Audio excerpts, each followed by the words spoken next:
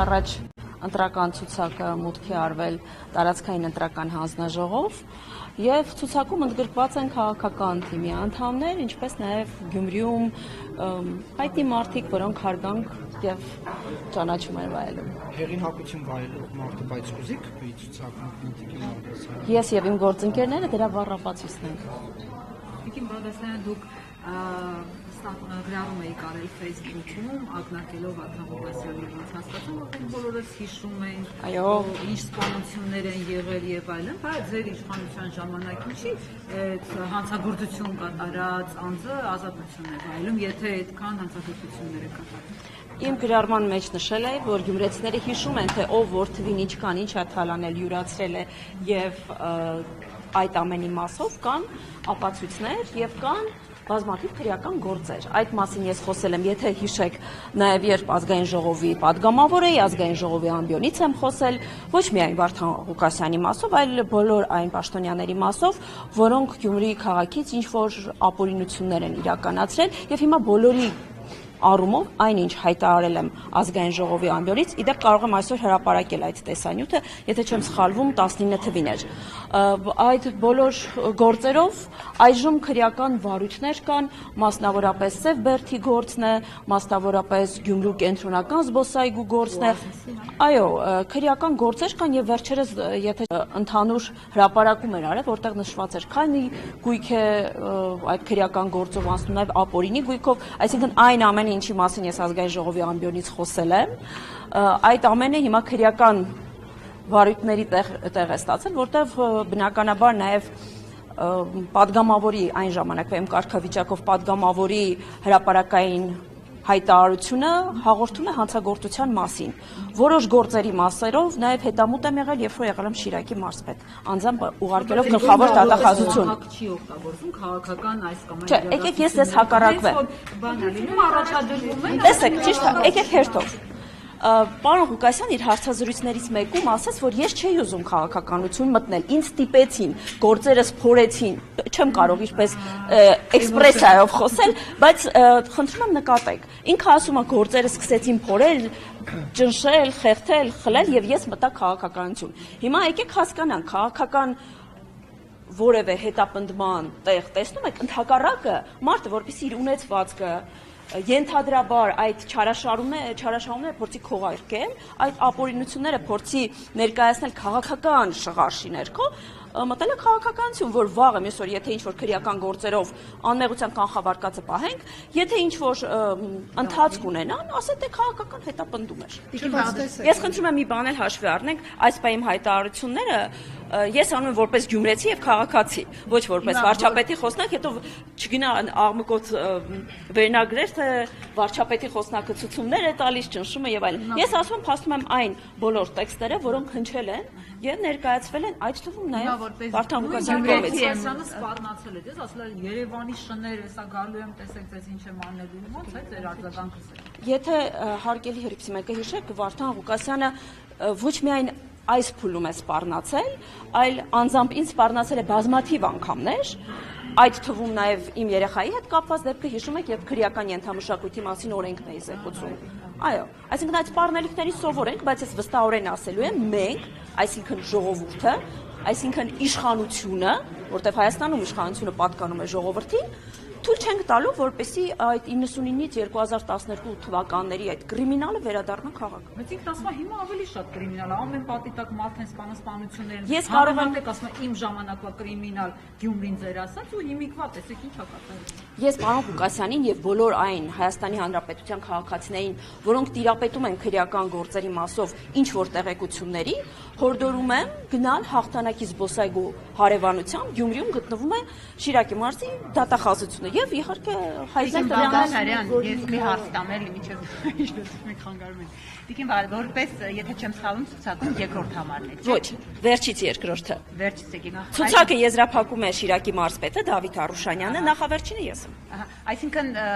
կարող ենք ասել այսօրվանից, որ ըստ ցուցակի, ովքեր որ ըստ ցուցակով են, նրանք նաև լինելու են քաղաքապետ, հետո քաղաքապետի տեղականներ, թե ցուցակագրված այդ տեխնացուներից կարող է։ Ես նման տեղեկատվություն խոսակցության չեմ տիրապետում, որովհետև ինչպես գիտեք, ընտրական օրենսգիրքը սահմանում է, որ Ավագանի իր մեջից իր կազմից ընտրում է մեկ տեխնացուի։ Այո, մենք ասում ենք, որ մեր ցուցակը ղեկավարում է, գլխավորում է այս պարագայում Սարիկ Մինասյանը եւ մեր առաջին համար, այո, մեր քաղաքապետի տեխնացուն է։ Մնացածի մասով այս պահին որևէ պարզաբանում չտամ, հավանաբար շտաբի պետը, որը Շիրակի մարզպետը ինքը կպարզաբանի։ Եթե անցնի ամեն դեպքում Սարիկը Մինասյանը։ Եթե չէ, մենք վստահորեն անցնելու ենք։ Դուք խոսնակի ձեր պաշտոնը կթողնեք, կգնաք Գյումրի։ Տեսեք, ես ցուցակում որպեսի մեզ համար կարևոր է մեր քաղաքացիների քվեն։ Եվ մենք չենք ուզում խաբել եւ օրինակ ես դիցուկ ցուցակում ինչպես դուք նշեցիք լինեի երկրորդ համարը, հետո ասեի վերադառնալու եմ խոսնակի պաշտոնին, հա, կամ խոսնակի գործ եմ շարունակելու անել։ Դրա համար ես ցուցակում նախավերջինն եմ 98-րդը։ Եթե հերթը գա ինձ հասնի որպես Ավագանի, իսկ հիշեցնեմ, որ Գյումրու Ավագանու կազմը 33 հոգի է։ Տրամաբանորեն այս փուլում ես չեմ կարող լինել Ավագանի, նշանակում է, որ այս մեր ներկայությունը այս պահին որպես քաղաքական հանձնառություն է։ Ցուցակում է Շիրակի մարզպետը, ես եմ ցուցակում մեր ազգային ժողովի падգամավորները, նախկին փոխնախարարը, որը կրկին Շիրակի մարզպետ է եղել Հովհաննես Հարությունյանը, այսինքն քաղաքական թիմը, այն մարդիկ, որոնք եւ օրենսդիրում եւ գործադիրում աշխատանքային փորձ են ունեցել եւ գիտելիք ունեն տալու, ցուցակում են, ինչու որովհետեւ նույնիսկ մեր նախընտրական ծրագիրը համատեղ թիմային է մշակվել եւ խոսակցություններ կա, որ նույն թիմում այսպես ձևակերպել։ Ովքեր են այդ խոսակցությունները կան, որ միահամուռ չեն։ Հիմա մամուլի ներկայացուցիչները, կներեք, մամուլի ներկայացուցիչները ներկա են, ես հրապարակային հայտարարում եմ այդ խոսակցությունները սին են եւ դատարկ։ Դուք բոլորով աջակցում եք Մինասյանին։ Այլ պարագա չի կարող լինել, որովհետեւ մենք այս ընտրություններին վերաբերում ենք որպես քաղաքական ընտրություն։ Նարեկին լսենք, հակառակ դեպքում ինձ կեղեքում է։ Լսում եմ հարգելի Նարեկ։ Դուք վստահ որ ձեզ Գյումրեցին ընտրել, որովհետեւ դուք բոլոր ոլորտներում ձախողված եք։ Նկատի ունեմ ձեր քաղաքական ուժը։ Չկա մի ոլորտ, որ դուք այնքան վստահորեն նայում եք իր աչքերից։ Ես կարծում եմ, որ վստահությունը այն վերաբերմունքն է, որը Գյումրեցին ունի մեր հանդեպ։ Վստահությունը մենք կտեսնենք մարտի 30-ին, այսինքն ընտրությունների կանխորոշում, ենթադրությունների դաշտ չէ, այլ մենք տեսնում ենք այն վերաբերմունքը, որը քաղաքը ունի մեր նկատմամբ, եւ մենք տեսնում ենք այն հսկայածավ աշխատանքը, որը կատարվել է Գյումրիում։ Հիմա Նարեկ, դու մարդ, ով երկար տարիներ ապրել է Գյումրիից։ Հիմա ես քեզ հարցամ, Գյումրիում փոփոխություն չես նկատում, մթնոլորտի փոփոխություն չկա, Գյումրիում այն ժամանակ է լավ, թե հիմա Վարդան Ղուկասյանի ղեկավարման օրոք է լավ եղել, թե հիմա երբ որ Սարիկ Մինասյանը պաշտոնակատերն է։ Ցանկացած բնակավայրում ապրելն են բոլոր ժամանակներն լավ։ Բայց Գյումրիում երբ է լավ եղել շինարարություն, անվտանգություն, քաղաքը նորշուն, զբոսաշրջություն,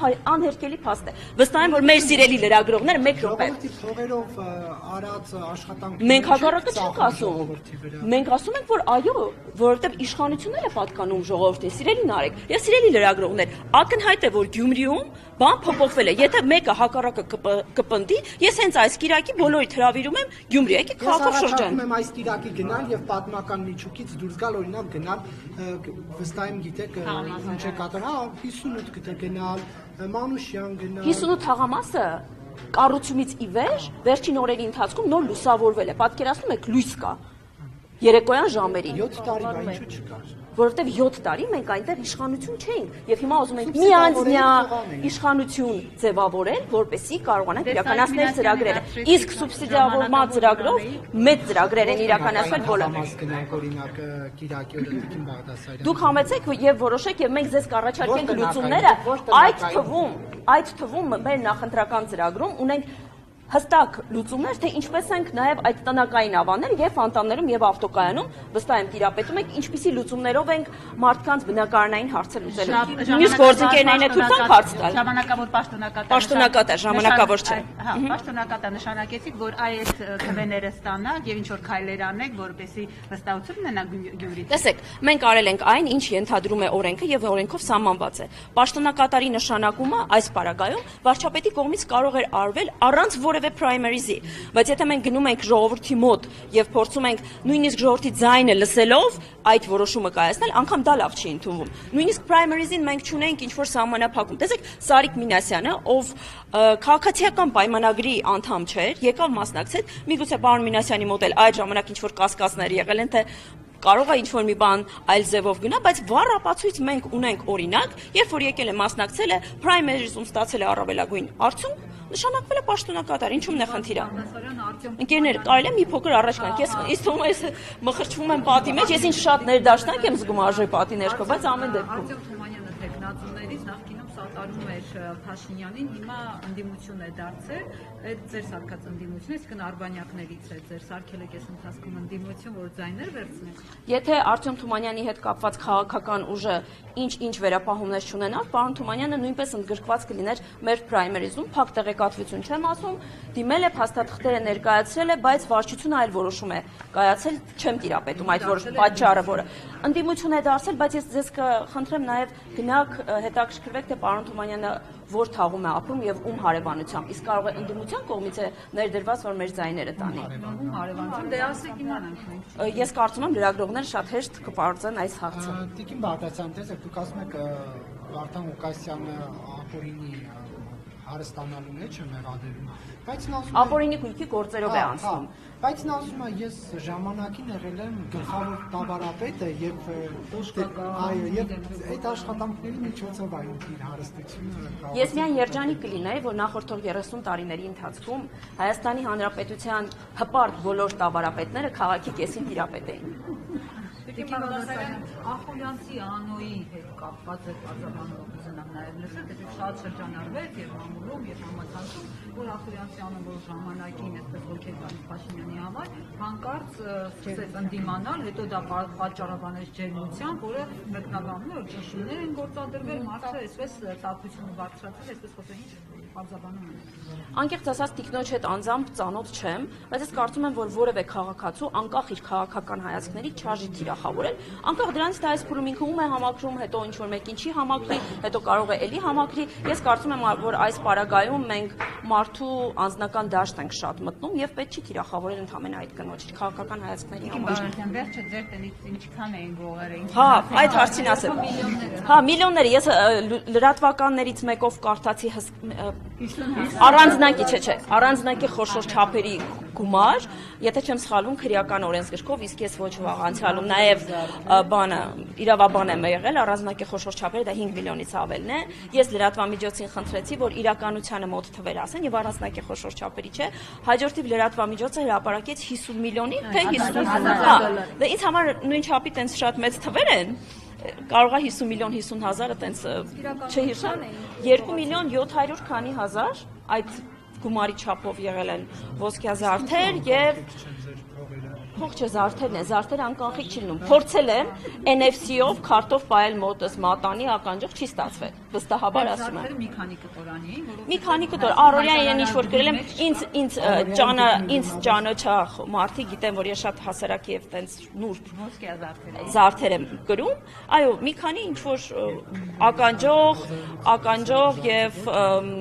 Նարեկ ջան, ասում եմ ամբողջ ոսկյա զարդերը, այսինքն դա մի քանի մատանի է, ես հասկանում եմ, որ չեք տիրապետում, մատանի, ականջողեր, վզնոց, կախազարդ, այդ թվում կային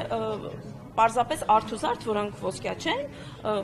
իմ հարգելի գործընկերները կանայք կհասկանան ինչի մասին է խոսքը, որ իմ համար թանկեր տարել են, իրականում պետք չի կայդ, հա, մեկ ժամայցույց էլ կար ոսկեգույն, այս երկաթե հատվածը ոսկեգույն են, մտածել են ոսկուցա տարել էին,